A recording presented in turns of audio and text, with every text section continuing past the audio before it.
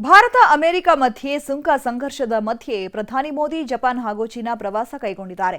ಈ ಪ್ರವಾಸದಲ್ಲಿ ಎರಡೂ ದೇಶಗಳ ಮಧ್ಯೆ ಹಲವು ಒಪ್ಪಂದಗಳಿಗೆ ಸಹಿ ಬೀಳಲಿದ್ದು, ದೊಡ್ಡಣ್ಣನ ವಿರುದ್ಧ ಮಹಾಶಕ್ತಿಗಳ ಸಮಾಗಮ ಎಂದೇ ವಿಶ್ಲೇಷಿಸಲಾಗುತ್ತಿದೆ.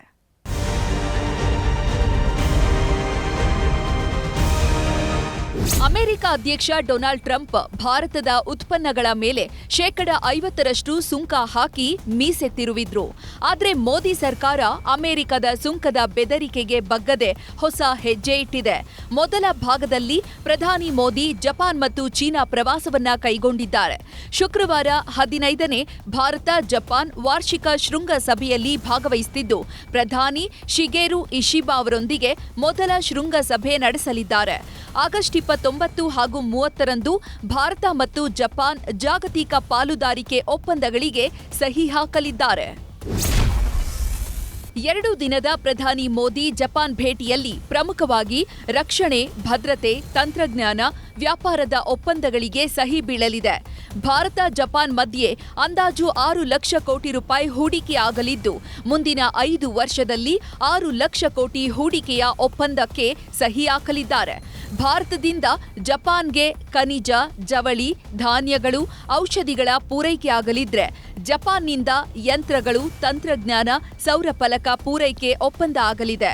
ಬಹು ಮುಖ್ಯವಾಗಿ ಭಾರತದಲ್ಲಿ 2027ಕ್ಕೆ ಮೊದಲ ಬುಲೆಟ್ ರೈಲು ಸಂಚಾರ ನಡೆಸಲಿದ್ದು, ಬುಲೆಟ್ ರೈಲು ಎಂಜಿನ್, ಕೋಚ್ಗಳ ಪೂರೈಕೆ ಒಪ್ಪಂದವೂ ಇದೇ ವೇಳೆ ಆಗಲಿದೆ.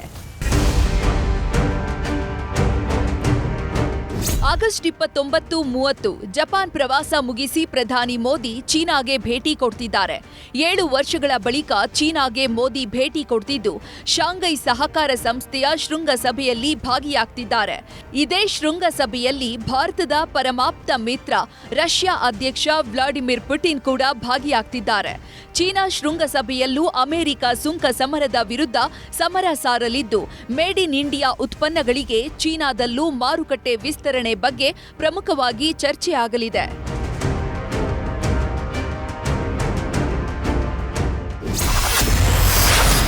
ಮೋದಿ ಜಪಾನ್ ಚೀನಾ ಭೇಟಿಗೆ ಅಮೆರಿಕ ಸಿಟ್ಟು.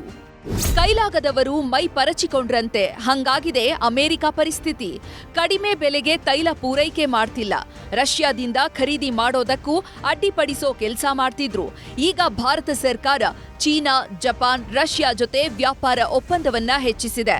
ಇದರಿಂದ ಅಮೆರಿಕಾಗೆ ಅಂದಾಜು 4.5 ಲಕ್ಷ ಕೋಟಿಯಷ್ಟು ವ್ಯಾಪಾರ ಒಪ್ಪಂದಕ್ಕೆ ಕತ್ತರಿ ಬಿದ್ದಿದೆ. Bureau report, news 18.